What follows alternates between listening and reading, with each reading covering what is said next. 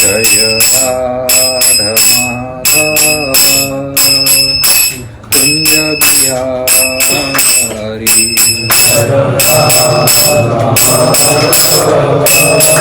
कुंज जय राधा माधव कुंज बिहारी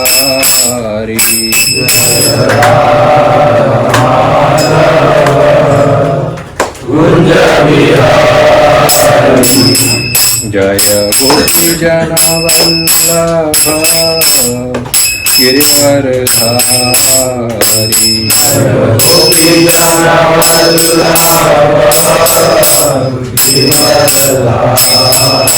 जय गोपी जन वल्लभ गिरिवरधारी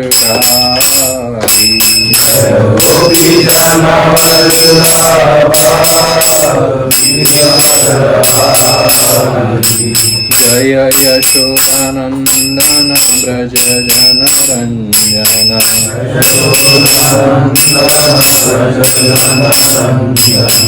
यशोदानंदन ब्रज जन रंजन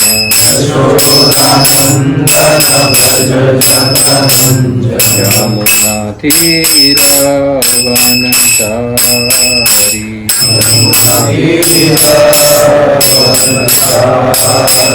यमुना तीर वनचारी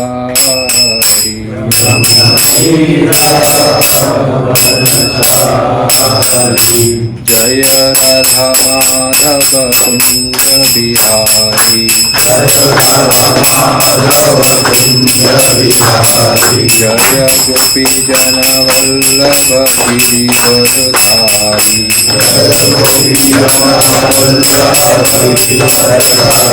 जय यशोदानंदन ब्रज जन रंजन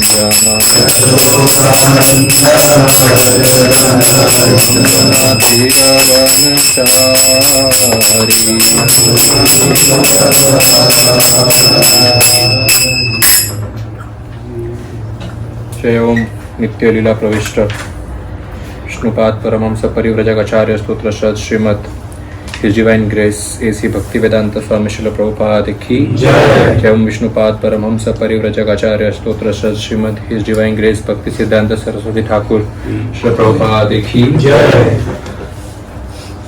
अनंत कोटि भक्त वृंद की जय नामाचार्य श्री हरिदास ठाकुर की जय प्रेम से कहो श्री कृष्ण चैतन्य प्रभु नित्यानंद श्री अद्वैत गदाधर श्रीवासादि गौर भक्त वृंद की जय श्री श्री राधा कृष्ण गोपीनाथ श्याम कुंड राधा कुंड गिरि गोवर्धन की जय श्री वृंदावन धाम की जय श्री मायापुर धाम की जय श्री जगन्नाथपुरी धाम की जय जमुना देवी की जय गंगा देवी की जय भक्ति देवी की जय तुलसी देवी की जय वृंदा देवी की जय हरिनाम संकीर्तन की जय all glories to assembled devotees all glories to assembled devotees all glories to assembled devotees all glories to Shri Guru Gauranga Gauranga Om Gyan Timirandasya Gyananjana Shalakaya Chakshurumilitam Yena Tasmai Shri Gurave Namah Shri Chaitanya Manobhishtam Sthapitam Yena Bhutale Swayam Rupa Kadamayyam Dadapi Swampadantikam Vandeham Shri Guru Shri Padakamaram Shri Gurum Vaishnavam Cha Shri Rupam Sagrajatam Sagana Raghunathavitam Tam Sajivam Sadavaitam Savadutam Parijanam Shri Krishna Chaitanya Devam Shri Radha Krishna Padan Sagana Lalita Shri Vishakhavitam Cha He Krishna Karuna Sindhu Dinabandhu Jagatpate Pesha Gopika Kanta Radha Kanta Namaste Tapta Kanchana Gaurangi Radhe Vrindavaneshwari Rishabhanusute Devi Pranamami Hari Namo Om Vishnupadaya Krishna Pristhaya Bhutale Srimate Bhakti Vedanta Swami Namine Namaste Saraswate Deve Gauravani Pracharine Nirvishesha Shunyavadi Pashakari Sakarine Shri Krishna Chaitanya Prabhu Nityananda Shri Advaita Gadadhara Shri Vasadi Gaur Bhakta Vrinda हरे कृष्णा कृष्णा कृष्णा हरे हरे, हरे राम राम राम हरे हरे। तो हम महाभारत की कथा कर रहे थे और क्या कथा की थी हमने? भीम कमल कलेक्ट कर रहे थे। अब भीम कमल ले रहे थे तो जब ये युद्ध हो रहा था, युद्ध तो दो तरफ से होता है, तो युद्ध होता है, यहाँ तो भीम ही मार रहे थे खाली यक्षों को राक्षसों को। तो ये जब मार रहे थे तो यहाँ बद्री आश्रम में युधिष्ठिर महाराज बैठे थे, तो इनको अपशगुन दिखने लगे हर जगह। इनको अपशगुन दिखने लगे कि तूफान आ रहा है, रेत उड़ रही है हर जगह, पत्थर हवा में उड़ रहे हैं और सबके ऊपर गिर रहे हैं, रेत पत्थर पैरों में आके गिर रही है पांडवों के, और दूर ऐसी आवाजें आ रही है मानो ज्वालामुखियां फट रही है, और आसमान में मानो आसमान से पत्थर गिर रहे हैं धरती पर, और ऐसी भयानक भयानक राक्षसों की और चिड़ियाओं के चिल्लाने की आवाज आ रही है। तो ये सब अपशगुन हुआ एक। आज भी हम भारत में अपशगुन बहुत मानते हैं, इसको इंग्लिश में कहते हैं बैड ओमेंस। जैसे कोई घर से जा रहा हो तो पीछे से कोई टोक दे, या फिर बिल्ली रास्ता काट दे, हाँ, एक छींक आना भी। और ऐसे क्या है आप लोग को बैड ओमेंस, किसी को पता है? और बताइए। चप्पल उल्टा रखना, वेरी गुड। कोई चाय का पूछे तो जाना नहीं चाहिए, चाय पीती जाए। तो मैंने बहुत अपशगुन किए, ठोकर आना भी अपशगुन है। हिचकी क्या? शुभ काम करने के टाइम दूध वाला आगे नहीं आना चाहिए। शुभ काम करते टाइम दूध वाला आगे नहीं आना चाहिए, हाँ ये भी है। कोई विधवा महिला सामने नहीं आनी चाहिए शुभ काम के समय, ऐसे भी माना जाता है। और घी नहीं गिरना चाहिए, घी का तो पता है, मतलब विधवा औरत का। और कोई फंक्शन में घी नहीं गिरना चाहिए, कोई फंक्शन में घी नहीं, ऐसे तो मतलब ऐसे बहुत सारे बैड ओमेंस होते हैं। कहीं पे कोई बुरा होता है तो ये संकेत होते हैं। सबसे ज्यादा फेमस है बिल्ली वाले का, मेहमान आने वाले हो तो कौवा पहले खिड़की पे आके संकेत देता है। एनीवेज, बिल्ली वाला हमने बहुत सुना है। अब कहते हैं कि बिल्ली ने रास्ता क्यों काटा, और काली बिल्ली रास्ता काटे तो और भी लोग डर जाते हैं। बिल्ली ने रास्ता काटा, हम लोग इंग्लिश में एक चैप्टर था, why did cat cross the road, because she was hungry. उसको भूख लगी तो वो अपने रास्ते पे जा रही थी। तो एक मीम भी आता है कि बिल्ली ने रास्ता काटा, वो खुद ही नाले में जाके गिर गई। कि मैं बिल्ली भी मानती हूँ कि इंसान ने रास्ता काटा तो अब शुरू हो गया। तो अभी को हम कुछ कह नहीं सकते कि सच्ची बातें हैं या बुरी बातें हैं, माननी चाहिए या नहीं माननी चाहिए। आपके इंडिविजुअल के ऊपर है, मानो तो भी ठीक है, नहीं मानो तो भी ठीक है। तुलसीदास जी कहते हैं कि हमको किसी बात की चिंता नहीं है, हमारे साथ कुछ अनहोनी नहीं होने वाली है, और अगर हो भी जाए तो राम देख लेंगे, हम तो पैर पसार कर सोए हैं। तो किसी को भगवान पे इतना भरोसा होता है कि बाकी सब चीजों पे उनको कोई फर्क नहीं पड़ता है, बिल्ली रास्ता काटे या कुत्ता रास्ता काटे, डजंट मैटर, चलता है। पर यहाँ पर ऐसे महाभारत में युधिष्ठिर महाराज ने देखा ऐसे बैड ओमेंस, ये होता है अपशगुन दिखने वाली बात। आप क्लास में आ रहे हो और तूफान आने लग जाए, रेत उड़ रही है, राक्षस रो रहे हैं, ऐसा कुछ हो तो मानो क्या कोई यहाँ पर आ जाए, जगह नहीं है कहीं पे। तो ऐसे अपशगुन आने लगे। तो युधिष्ठिर महाराज ने देखा कि भीम नहीं दिख रहा है अगर आजू बाजू में, भीम कहाँ गया। फिर उन्होंने समझा कि ये अपशगुन इसलिए दिख रहे हैं क्योंकि भीम कहीं पर लड़ाई कर रहा है। तो उन्होंने अपने भाइयों से पूछा, अगर अपने भाई को ढूंढ लो, कहाँ गया। फिर द्रौपदी से पूछा कि भीम कहाँ गया। तब द्रौपदी बताती है कि आपको सुबह जो मैंने लोटस दिया था, गोल्डन लोटस, वो मुझे बहुत पसंद आया, वही लेने मैंने भीम को भेजा एक्चुअली। तो उसके लिए शायद कहीं पर लड़ाई हो रही होगी। तो युधिष्ठिर महाराज ने फिर घटोत्कच को बुलाया कि भाई चलो वापस भीम को लेने जाते हैं, कुछ अनहोनी ना हो जाए। तो और अगर इतना भयानक अपशगुन हो रहा है तो देवताओं की तरफ से अपशगुन होता है, और देवताओं की तरफ से ऐसा अपशगुन आ रहा है, अर्थात भीम देवताओं के साथ लड़ रहा है। यक्ष, राक्षस, देवतागण, ये सब डिवाइन पर्सनालिटीज है, इनके साथ कुछ लड़ाई हो रही है तो नेचर में ऐसा उथल फुथल होता है। तो ऐसा नहीं करना चाहिए भीम को, तो चल जाते हैं करके। तो घटोत्कच को बुलाया और उसके साथ अब ये तीनों भाई, द्रौपदी और सब बहुत सारे ब्राह्मण भी सब साथ में घटोत्कच के साथ वहां पर गए, और घटोत्कच ने एक जंप मारा, आकाश के माध्यम से उड़ते हुए वे जो है सौगंधी का वन में पहुंच गए। सौगंधी का वन में पहुंचे और वहां पर उतरे तो उन्होंने देखा कि भीम तो आराम से कमल तोड़ रहा है, पर बाजू में बहुत सारे यक्ष भी टूटे हुए पड़े हैं। किसी का हाथ पैर यहाँ लटक रहा है, किसी का मुंडी वहां तैर रहा है, कुछ यक्ष दूर खड़े हैं एकदम डर के, बेचारे चुपचाप कुछ कर नहीं सकते, क्योंकि उन्होंने परमिशन ले ली है कुबेर देवता से कि भाई भीम आए हैं लेने के लिए, तो कुबेर देवता ने अलाउ कर दिया है कि कोई बात नहीं। तो ये खड़े हैं। तो युधिष्ठिर महाराज ने जब ये दृश्य देखा तो युधिष्ठिर महाराज को बुरा लगा कि ऐसा बर्ताव नहीं करना चाहिए यक्षों के साथ। तो उन्होंने जाके पहले तो जो जिंदा बचे थे यक्षों को गले लगाया, अच्छा लगा आप जिंदा है अभी तक, और माफी चाहता हूँ मेरे भाई की तरफ से कि उन्होंने ऐसा किया उसके लिए अभी। और यक्षों ने जैसे ही युधिष्ठिर महाराज को देखा घटोत्कच के ऊपर से उतरते हुए, तो वो तुरंत हाथ जोड़े और दंडवत मारने लगे युधिष्ठिर महाराज को, क्योंकि युधिष्ठिर महाराज वैसे तो मनुष्य है पर वो साधारण मनुष्य नहीं है, स्वयं धर्मराज है वे। फिर युधिष्ठिर महाराज जो है भीम के पास गए और कहे कि ये सब आपने क्या किया, ये बहुत गलत है, ऐसा आपको हरकत नहीं करना चाहिए। और युधिष्ठिर महाराज ने सबसे फिर माफी मांगी वहां पर। परंतु युधिष्ठिर महाराज ने जब उस सौगंधी का वन को देखा, वो इतना सुंदर वन था कि उन्होंने यक्षों को कहा कि अगर आप कुबेर देवता से परमिशन लेके आए तो हम यहीं पे रहना चाहते हैं। आप इतना सुंदर वन है, इतना सुंदर गार्डन तालाब है। तो यक्ष गए कुबेर देवता के पास और कुबेर देवता ने परमिशन दे दी कि हाँ युधिष्ठिर महाराज अगर रहना चाहते हैं तो बिल्कुल रह सकते हैं, कि वे साधारण व्यक्ति नहीं है। तो युधिष्ठिर महाराज, सभी ब्राह्मण, द्रौपदी, सभी पांडव जो है वहां पर खुशी खुशी रहने लगे। कुछ दिन बीत गए, युधिष्ठिर महाराज नदी के किनारे पर बैठे थे भीम के साथ और बोले कि इतनी सुंदर जगह है तो मुझे कुबेर देवता से मिलना है। कुबेर देवता जिस स्थान पर रहते हैं वो कितना खूबसूरत होगा।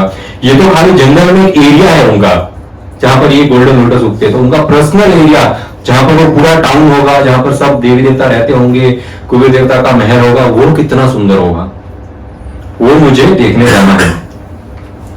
तो भीम को पूछा कि जैसे तुम तो ढूंढ ही लेते हो ऐसे यहाँ से वहां से, तो जरा कोई रास्ता पता है क्या उनके लोग जाने का चुपके चुपके।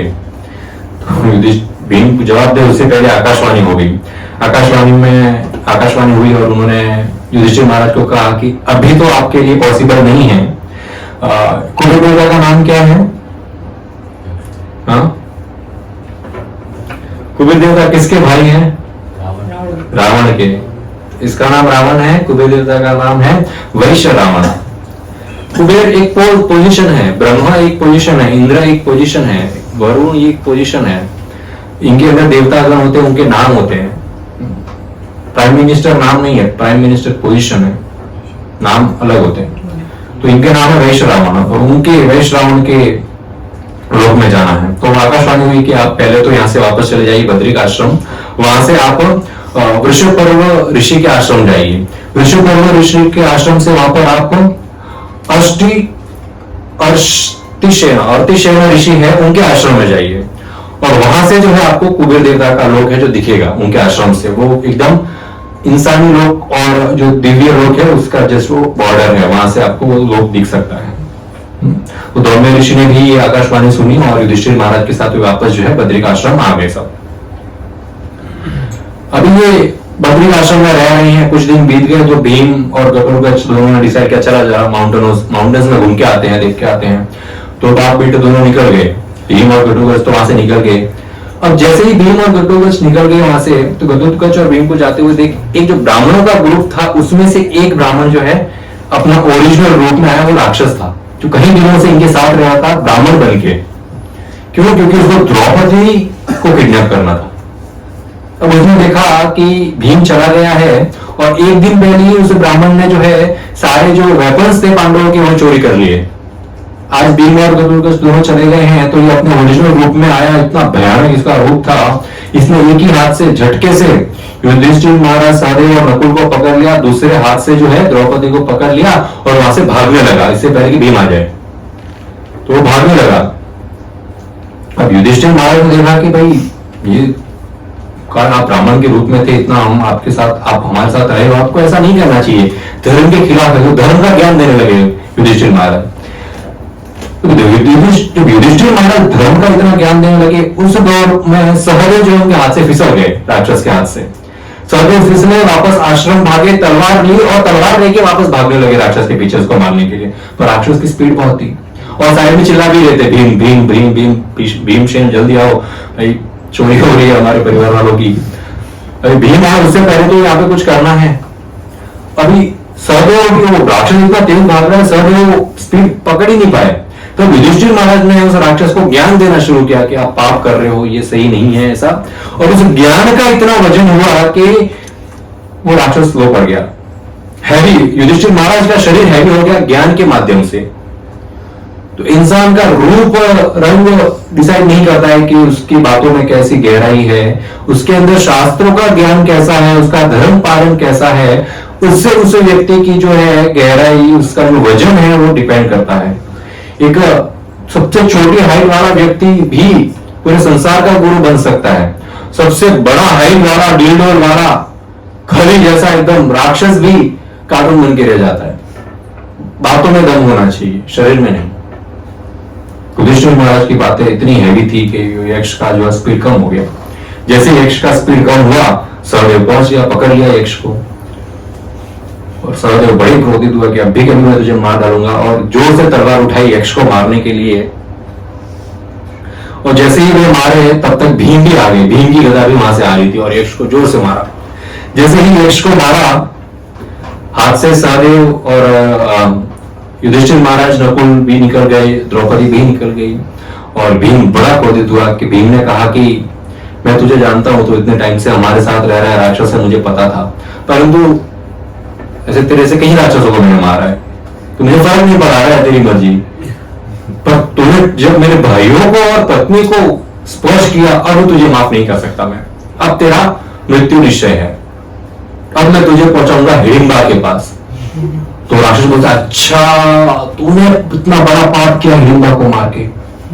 राक्षस भीम को बोलता है, तूने पाप किया है। राक्षसों के लिए तो वही होगा ना, हम इंसानों को कोई राक्षस मारेंगे तो बोलेंगे इसने पाप किया, इंसान को मारा। राक्षसों को कोई इंसान मारे तो राक्षस बोलेंगे तूने पाप किया है राक्षस को मार के। सबके पाप की परिभाषा उनके कैरेक्टर के ऊपर डिपेंड करती है। एक चोर के लिए चोरी करना पाप नहीं है, पुलिस पकड़ लेती है वो पाप है उसके लिए। अदरवाइज सब चंगा है, पुलिस पकड़ी तो अरे पाप हो गया। एक साधु व्यक्ति के लिए ज्ञान देना बहुत उत्तम है, पर उस ज्ञान का पालन नहीं करना पाप है। एक साधारण व्यक्ति के लिए बहुत सारा धन इकट्ठा करना अच्छा है, पर उस धन को बुरी तरह इस्तेमाल करना गलत कार्यों में पाप है। सबकी अलग अलग परिभाषा है पाप की। तो यहां पर भीम कहते हैं कि अब मैं तुझे हिडिंबा के पास पहुंचा दूंगा। दोनों के बीच में युद्ध शुरू हो जाता है। अभी जब भीम ने देखा कि राक्षस के पास तो कोई वेपन नहीं है फिलहाल फाइट करने के लिए, तो भीम ने अपना गदा साइड में रख दिया। तो ये हाथ से लड़ेगा, मैं भी हाथ से लड़ूंगा। तो दोनों कुश्ती कर रहे हैं और बहुत भयानक युद्ध हो रहा है वहां पर। सारे माउंटेन जो है गरजने लग गए, एक दूसरे को उठा उठा के पटक रहे हैं, फेंक रहे हैं और इधर उधर फेंक रहे हैं। तो सब जो वृक्ष है उधर, वो वृक्ष टूट गए। अब जैसे वृक्ष टूटे तो वृक्ष उठा उठा के एक दूसरे को मार रहे हैं, वृक्षों से एक दूसरे को मार रहे हैं। तो पूरे आकाश में पत्ते ही पत्ते फैल गए, लकड़ियां उड़ गई, वृक्ष से हमारा वृक्ष समाप्त हो गए उनके आजू बाजू के कई किलोमीटर के। तो फिर उन्होंने जमीन के अंदर से पत्थर निकालने शुरू किए और पत्थरों से एक दूसरे को मारना शुरू किया।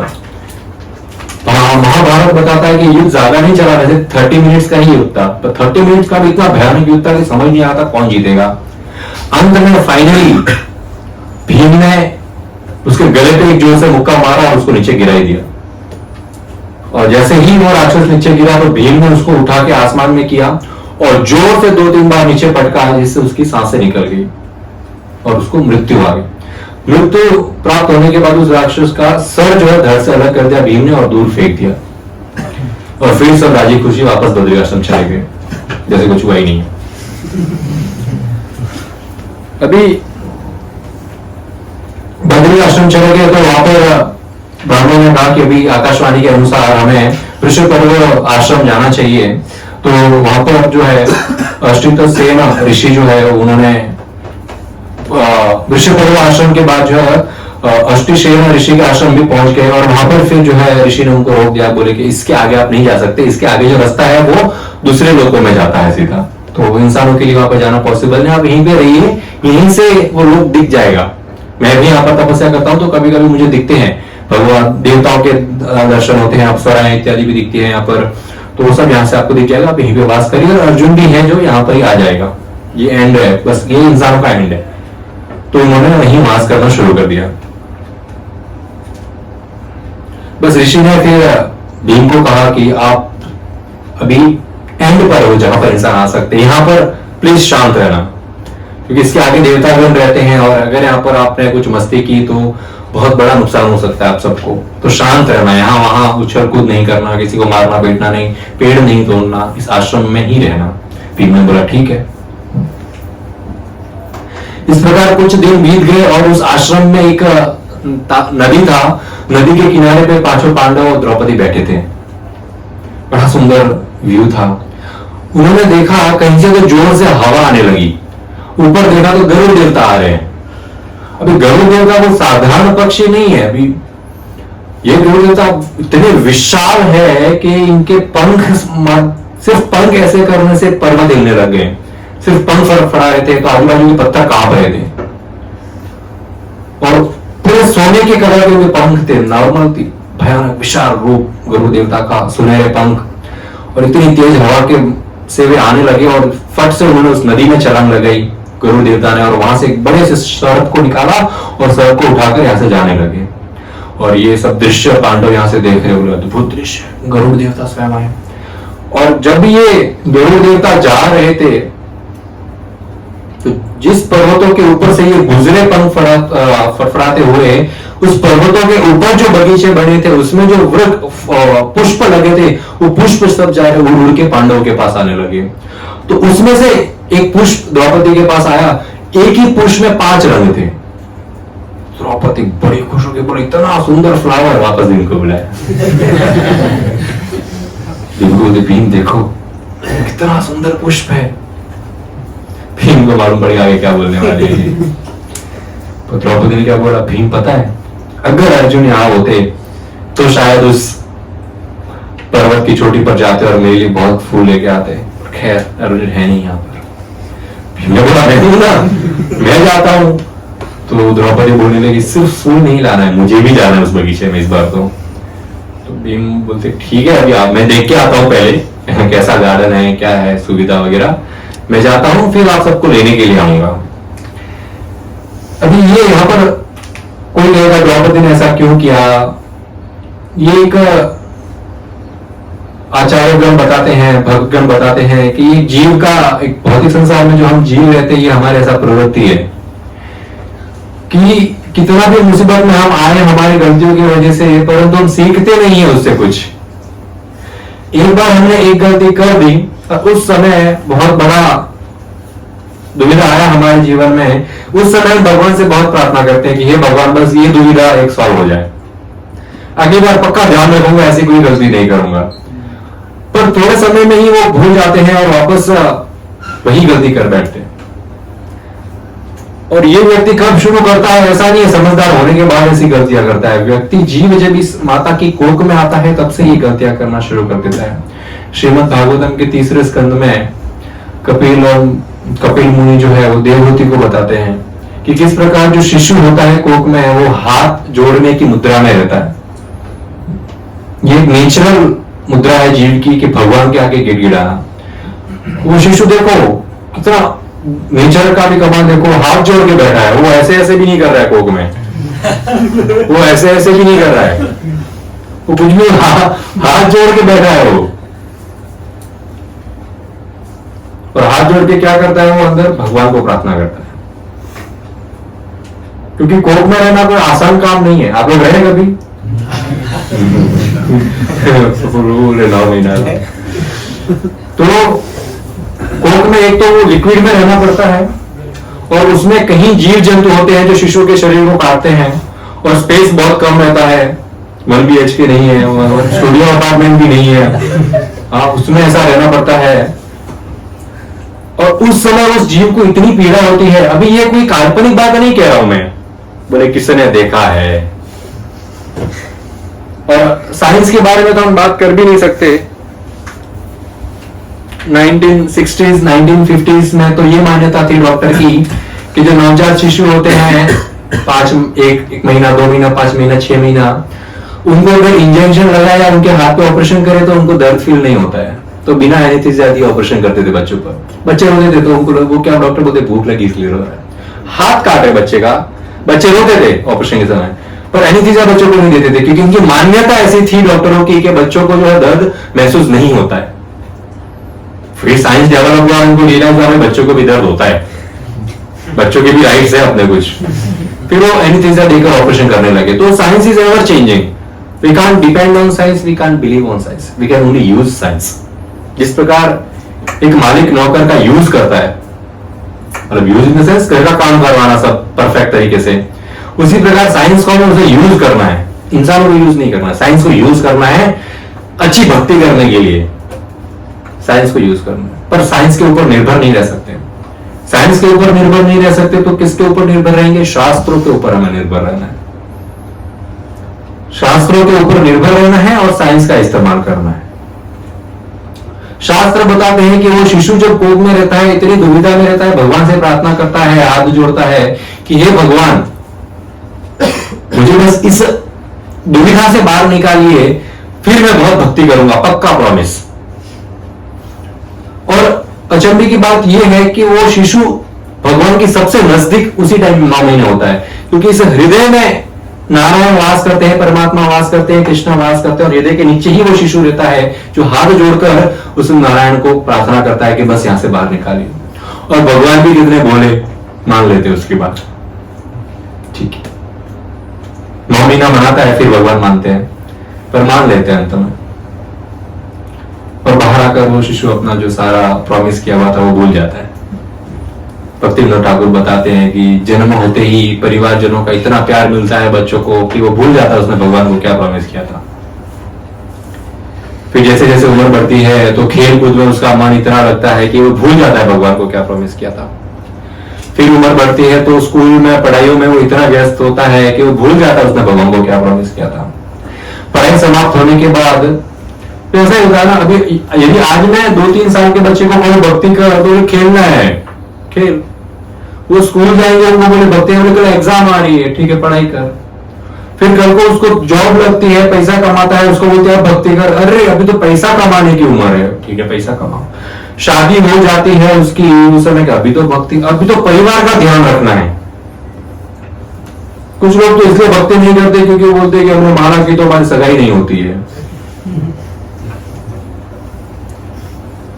और उनकी बात गलत नहीं है, 100% सही बात है। आजकल ऐसा बुरा हमारा कहते हैं ना कलयुग आ गया, तो ऐसा कलयुग आ गया है कि यदि कोई देखे कि ये व्यक्ति से मेरी पुत्री की शादी करवानी है, ये व्यक्ति माला करता है, ये लड़का माला करता है, ये लड़का मंदिर जाता है, ये लड़का कथा सुनता है, इसके साथ बेटी की शादी करवाए। कैसा दामाद चाहिए आजकल लोगों को? हम दामाद हमारा पार्टी करना चाहिए, क्लब जाना चाहिए, हुक्का दारू सिगरेट पीना चाहिए, गाली गलौज मारापीट करना चाहिए, झूठ बोलना चाहिए, तो हमारी बेटी उसके साथ खुश रहेगी। यही नेचर है, 100% यही है। परंतु देखिए कि दामाद साधु प्रवृत्ति का है, भक्ति भाव वाला है, अच्छा प्रवृत्ति का है, बोले नहीं इसके साथ हमारी बेटी की शादी नहीं करवाएंगे, ऐसा दामाद ढूंढते आजकल। तो शादी के बाद ना बेटी का भी खुश रहती है, ना दामाद खुश रहते हैं, और माता पिता को क्या अपना कर्तव्य खत्म, मजे करो। और फिर जब बेटी के जीवन में दुख आते हैं तो बोलते बेटी वही तेरा घर है अब तो। अरे तुमने आपने ऐसा भयानक घर ढूंढा उसके लिए, बोलते वही तेरा घर है। तो यदि अपने बच्चों की शादी भी करवा रहे हैं तो माता पिता का ये कर्तव्य है, भाई बहन का ये कर्तव्य है कि सामने व्यक्ति का नेचर देखे, उसके पास कितने पैसे हैं, कितना बड़ा घर है, कितना बड़ा जमीन है, वो बाद में देखना है। पहले व्यक्ति जिस पुरुष, वो स्त्री जिस पुरुष के साथ रहने वाली है, या पुरुष जिस स्त्री के साथ रहने वाला है, उसका कर्तव्य कैसा है, उसका बिहेवियर कैसा है, उसकी प्रवृत्ति कैसी है, वो देखना इंपॉर्टेंट है, बाद में बाकी सब। क्योंकि हमने ऐसा भी देखा है, किसी लड़की की गरीब घर में शादी कराई है, वो लड़का बहुत नेचर से अच्छा है, भक्ति भाव वाला है, वो लड़की आज भी खुश है, उसका परिवार खुश है। पर जिस माँ बाप ने अपनी लड़की के लिए अमीर घर का लॉयर देखा हुआ है, वकील है, बड़ा साहब है, परंतु रोज रात को आके दारू पी के अपनी वाइफ को मारता है, वो दुखी है अभी भी।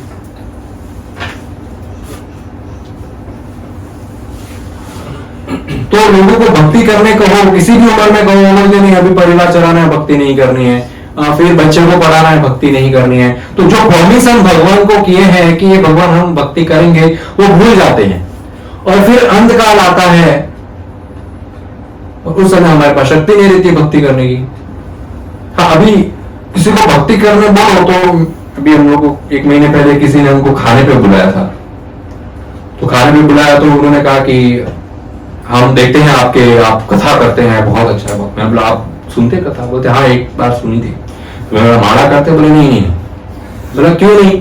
बोले जैसी शक्ति वैसी भक्ति।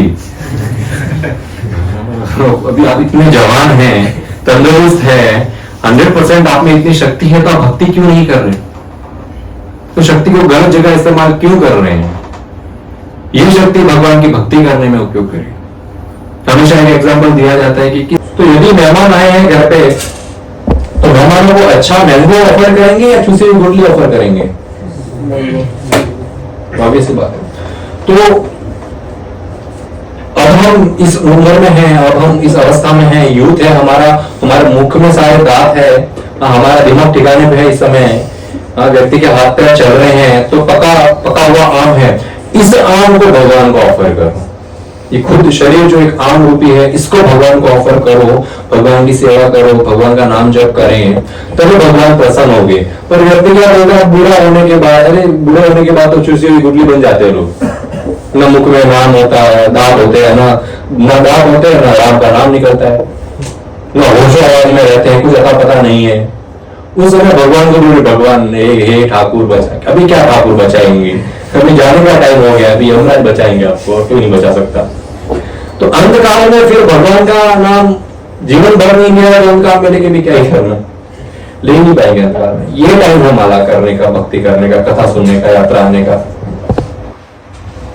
तो यहाँ पर द्रौपदी इस जीव जो हम जीव है, हमारा जो कंडीशन है उसको इंगित कर रही है कि किस प्रकार बारंबार ये जीव कुछ न कुछ चाहता है नया, कुछ न कुछ भोग करना चाहता है, और फिर उसका रिजल्ट बहुत बुरा निकलता है। परंतु बारंबार जीव फिर उस भोग के चक्कर में, इस भौतिक संसार के जन्म मृत्यु जरा व्याधि की साइकिल में घूमता ही रहता है। हर जन्म में वही चीज चाहिए।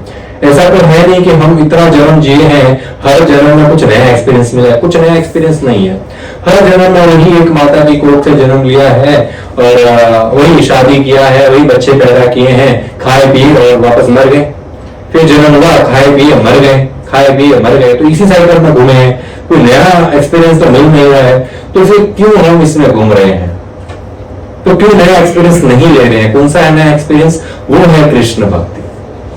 अभी कृष्ण भक्ति इतनी श्रीमद् भागवतम बताता है, कृष्ण की नित्य लीलाएं जो है न्यू लीलाएं होती है एवरीडे कृष्ण की। ऐसा नहीं कि कृष्ण रोज सेम कार्य कर रहे हैं।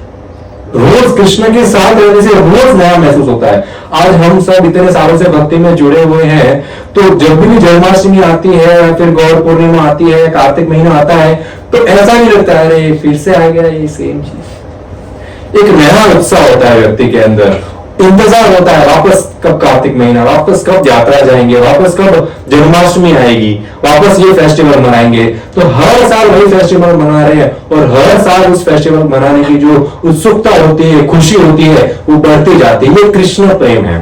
भौतिक संसार का जो सुख हम भोगते हैं उसका एक लिमिट होता है।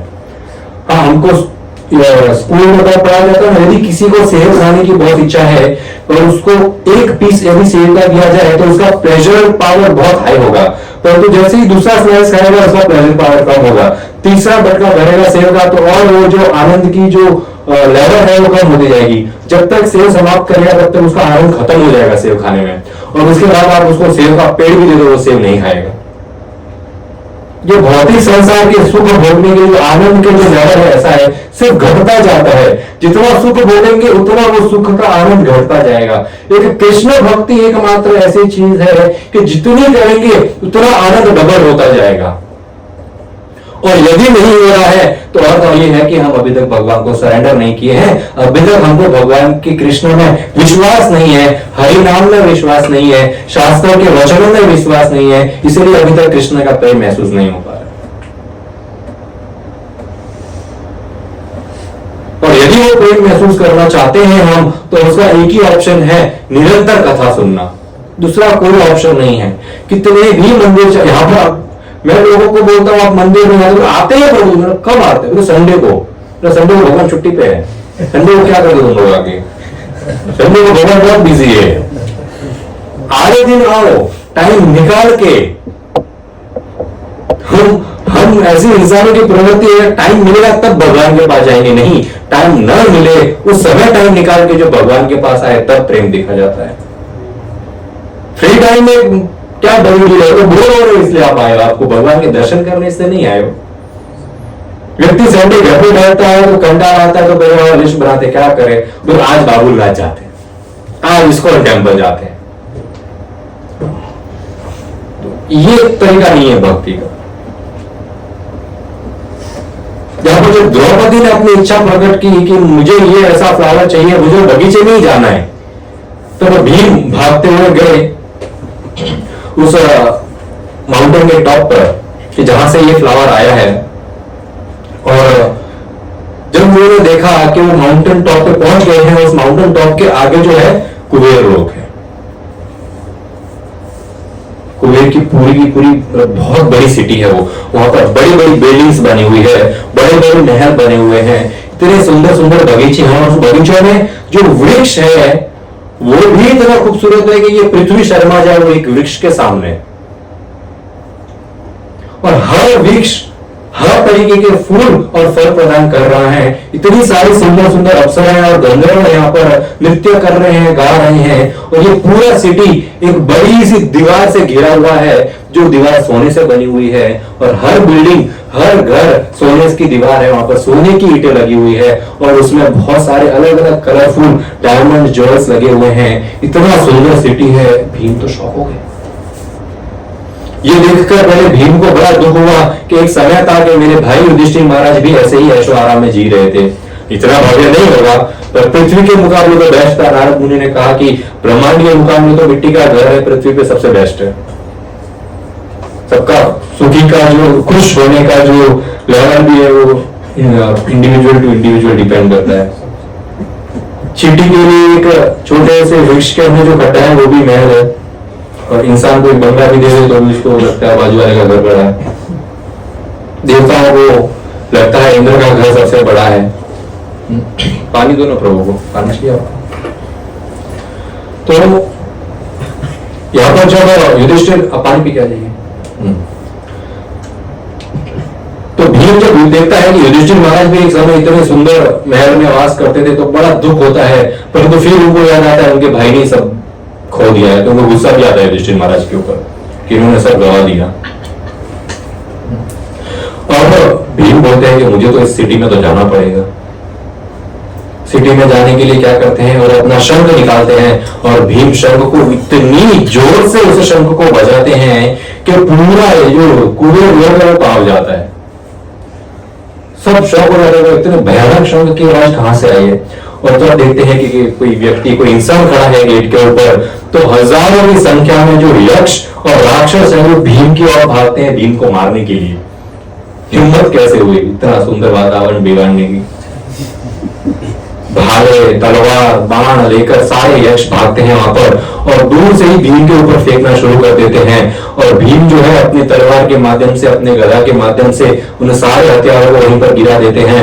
और इतने में सारे यक्ष हजारों की संख्या में भीम को चारों ओर से घेर लेते हैं और सब एक साथ भीम के ऊपर टूट पड़ते हैं। तब वो भीम जो है अपनी गदा से ऐसा युद्ध करते हैं, ऐसा युद्ध करते हैं कि वहां पे जो यक्ष इनके नजदीक आ रहा है वो केवल मृत्यु को ही प्राप्त हो रहा है। सारे यक्षों को वहीं पे मार देते हैं। बचे कुछ यक्ष है वो भागने लगते हैं वहां से, बोले कि और अब अब तक नहीं भाग रहे थे, युद्ध कर रहे थे, वो मार रहे कोई बात नहीं, और मारेंगे ये, और भीम के पास आएंगे युद्ध करने के लिए। पर जब उन्होंने नोटिस किया भीम के शरीर के ऊपर तो एक खरोच भी नहीं आई अब तक, तो फिर क्यों टाइम एनर्जी वेस्ट कर रहे हैं। खरोच आएंगे तो भाई समझे कि अभी ये धीरे धीरे इसको हरा देंगे, पर ये तो एकदम पूरा रेडी रह खड़ा है। तो भाग गए, बचे बचे यक्ष भागने लगे। जब बचे बचे यक्ष भागने लगे तो यक्षों के सेनापति जो है मणिमान, वो बड़े क्रोधित हो गए, बोले काहे लोग भाग रहे हो यहां से, क्या मुंह दिखाओगे कुबेर को। और मणिमन खुद ही जो सेनापति है वो अपनी तलवार लेकर भीम की ओर भागते हैं भीम को मारने के लिए। तो भीम और मणिमान में बहुत भयंकर युद्ध होता है। मणिमान कहता है कि तुझको कुबेर का लोक देखना है, चल तेरे को यम लोक दिखाता हूं। और भयंकर दोनों में युद्ध होता है और अंत में भीम ऐसा जोर से मुक्का अपना गदा मारते हैं मणिमान के पेट के ऊपर कि उनके हृदय के 2 टुकड़े हो जाते हैं और मणिमान वहीं मर जाते हैं। अब तक तो यक्ष खड़े थे, बागी भी तो दूर खड़े थे, बोले साथ लीडर है हमारे, ये युद्ध कर रहे हैं, शायद भीम को हरा दे। पर जब मणिमान मर गए तो बोले अब तो यक्ष हमारा ही नंबर है। सब भागे वापस, जैसे तैसे टूटे लंगड़े वापस भागे, कुबेर के पास पहुंचे। अब ये युद्ध हो रहा था, in the meantime Yudhishthir महाराज को आवाज आने लगी कि वापस भीम कहां गया। पिछले बार भी भीम गायब हुआ था तो ऐसी आवाजें आ रही थी, और अभी भी ऐसी आवाजें आ रही है और भीम गायब है। द्रौपदी बोलती है वो जरा फ्लावर लेने गए तो फ्लावर खत्म नहीं होते तुम्हारे, ऐसे कैसे ऐसा फ्लावर लेने ये मतलब 100% क्या आने वाला है। तो अभी बोले हम भी चलो। तो युधिष्ठिर महाराज, सहदेव और नकुल 3 भाई जाते हैं। तीनों भाई वहां पहुंचते हैं तो देखते हैं कि भीम जो है, भीम के इर्द गिर्द हजारों की संख्या में राक्षस और यक्ष मरे हुए पड़े हैं, और जो मरे नहीं है वो तड़प रहे हैं, आग पर टूट गए हैं वो। अब ये देखकर युधिष्ठिर महाराज बड़े क्रोधित होते हैं, बड़ा दुख होता है उनको ऐसी अवस्था देखकर राक्षसों की। और भीम जो है पूरा खून में लथपथ है, खुद का खून कुछ भी नहीं है उसमें, तो राक्षसों का खून मार मार मार के वो खून तो उड़ के आ रहा है ना, तो पूरा खून में लाल लाल हो खड़े। युधिष्ठिर महाराज बोलते भीम आज आपने बहुत गलत किया है, मुझे बहुत शर्म आ रही है आपके ऊपर, शर्मनाक काम किया। अब कैसे इतने यक्षों को मार सकते हैं, कोई हमारा कर्तव्य था ही नहीं, कोई युद्ध भी नहीं है ये, तो आपने बिना किसी कारण के इतने सारे यक्षों को मारा है। पर अब ये यक्ष जब ये खबर कुबेर के पास पहुंचेगी और कुबेर जब आपसे युद्ध करने आएंगे तो हमारे पास 0 चांस है कुबेर से जीतने का। कुबेर का युद्ध, अकेले कुबेर हम सबको मार देंगे। ये कुबेर देवता है, देवता है वो, भगवान, दे आर गॉड्स, उनसे हम जीत सकते ही नहीं, पॉसिबल ही नहीं है। अब यही प्रार्थना करते हैं हम कि कुबेर माफ कर दे हमको। करेंगे कुबेर माफ? आधी सेना को मार डाला वहां पर गेट पर अकेले आदमी ने, अभी कैसे माफ करेंगे। तो जैसे तैसे ये खबर यक्ष लेके जाते हैं कुबेर देवता के पास। कुबेर देवता को जब ये खबर मिलती है, कुबेर देवता बड़े क्रोधित होते हैं, बोले उस इंसान की हिम्मत कैसे हुई ऐसा करने की।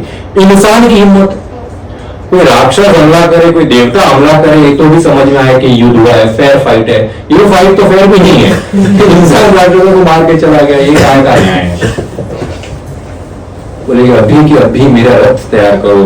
तब कुबेर देवता एकदम नौजवान हट्टे कट्टे व्यक्ति है, मुकुट पहनते हैं, अपना बाण तलवार गदा लेते हैं, और 100 घोड़े का रथ है उनका तैयार होता है।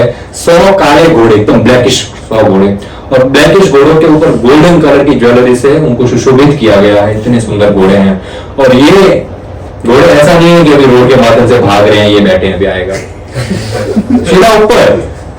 घोड़ों ने जब अपना आगे का पैर उठाया तो जमीन पर नहीं लगा, सीधा ऊपर लगा, और इस प्रकार ये पूरा रथ उड़ने लगा।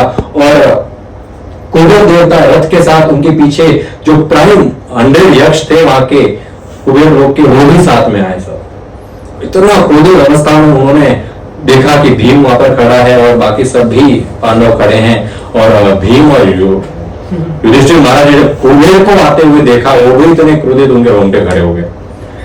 सभी भाई हाथ जोड़कर वहां पर चुपचाप खड़े हो गए, बोले कुबेर देवता आ रहे इतने क्रोधित अवस्था में, बाप रे। जैसे ही कुबेर देवता भीम के पास पहुंचे, उन्होंने वहां का क्या बोलते उसको, वातावरण देखा, वहां का जो नजरिया था, इतने सारे यक्ष मरे पड़े हैं। बहुत गुस्सा हुए कुबेर थे। परंतु उसी समय कुबेर देवता को याद आया कि अगस्त्य ऋषि ने हमको श्राप दिया हुआ है। फाइनली वो श्राप खत्म हुआ और वो खुश हो जाते। जब कुबेर देवता खुश होते हैं तो युधिष्ठिर महाराज कंफ्यूज हो जाते हैं, बोले ये मुस्कुरा एक अच्छा है, भीम बच गए। उनका स्माइल आया मुख पे, अभी हम बच गए। तो कुबेर देवता आए नीचे, भीम ने हाथ जोड़ा। कुबेर देवता ने कहा कि युधिष्ठिर महाराज ने और भीम सब लोग ने हाथ जोड़ा, माफी मांगी। सबसे पहले युधिष्ठिर महाराज ने माफी मांगी कि आई एम एक्सट्रीमली सॉरी, इतना ये सब नुकसान आपका करवाया है। तो कुबेर देवता कहते हैं कि कोई बात नहीं, ये हमको जो श्राप मिला था उस श्राप का फल ये है और उस श्राप से मैं अभी मुक्त हुआ हूं, तो मैं गुस्सा नहीं हूं, खुश हूं आपने जो किया भले किया। युधिष्ठिर महाराज कंफ्यूज हो जाते हैं, बोले कि ऐसा कौन सा आपको श्राप मिला है कि आप खुश हो अभी इतना हारने के बाद? मतलब हारे तो नहीं है पर इतने सारे यक्ष मारे गए हैं, आप खुश क्या हो? आप हमको कथा बताइए। अगस्त्य ऋषि ने आपको जो श्राप दिया उसके बारे में बताइए। तब उन्हें बताते हैं कि बहुत हजारों साल पहले की बात है। एक बार जो है मैं और सारे यक्ष और मेरे जो सेनापति है ये मणिमान, हम सब जा रहे थे कुशवटी जा रहे थे। कुशवटी में देवताओं की सभा बैठी थी, तो हम लोग अटेंड करने जा रहे थे। तो हम यमुना नदी के ऊपर से उड़ रहे थे। हमारा रथ यमुना नदी के ऊपर से जा रहा था, तो नीचे अगस्त्य ऋषि उस यमुना नदी में बैठकर तपस्या कर रहे थे।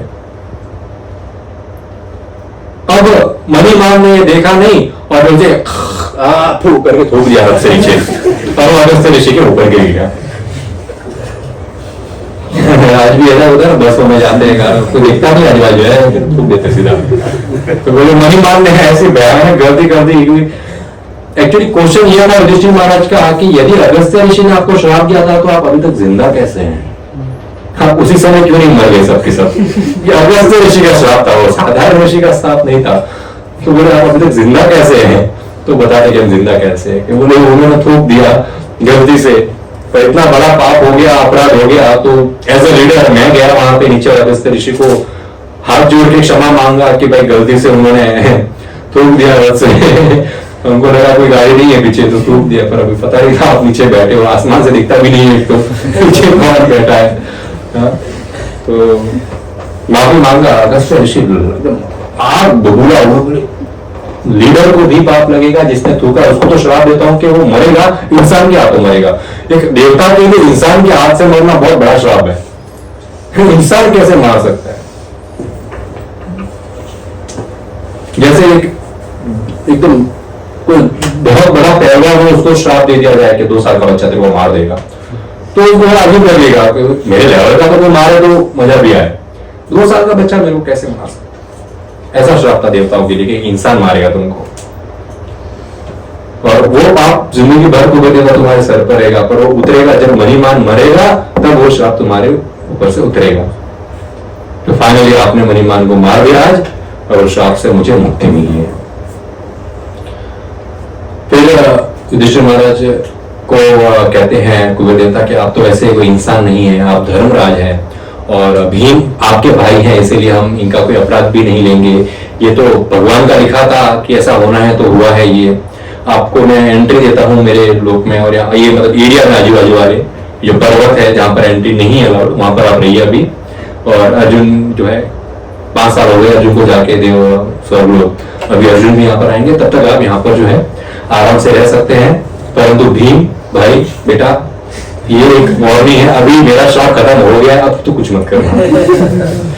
जो करना था वो हो गया, अब मुझे कोई श्राप नहीं है, अब युद्ध होगा अगर कुछ हुआ तो अभी आप यहाँ पर शांत रहिएगा और कुछ मत करिएगा।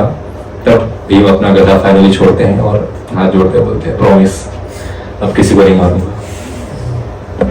इसी के साथ हम हमारी कथा आज यही समाप्त करते हैं। आगे क्या होता है जब अर्जुन आते हैं वो नेक्स्ट वीक डिस्कस करेंगे। Thank you so much. लोक प्रभुपाद की जय।